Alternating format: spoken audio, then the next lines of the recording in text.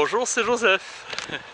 Cette semaine, je vous ai présenté à Antibes le marché provençal ainsi que la sculpture monumentale du nomade de Jaume Plensa.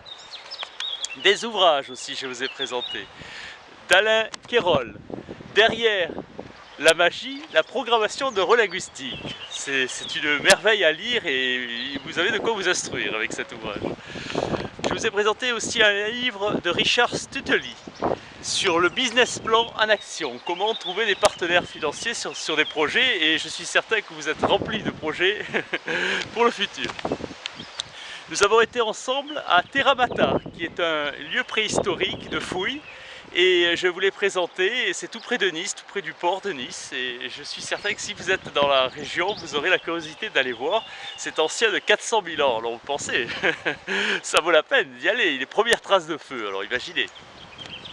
Je vous ai aussi présenté la grande braderie de la Croix-Rouge monégasque. C'était la journée mondiale cette semaine, et je vous ai présenté donc parce que ces actions sont humanitaires et bien sûr c'est toujours magnifique d'y aller. Cette grande braderie est d'autant plus intéressante aussi.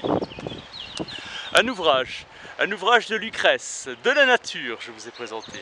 Un ancien ouvrage en latin qui fait bien sûr la présentation de l'épicurisme, et c'est toujours intéressant, les ouvrages de philosophie sont toujours intéressants.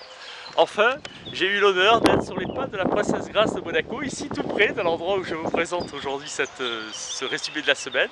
Et c'était donc le parcours numéro 2, c'était la deuxième étape, sur les pas de la princesse Grace, de son Altesse Sérénissime, la princesse Grace de Monaco.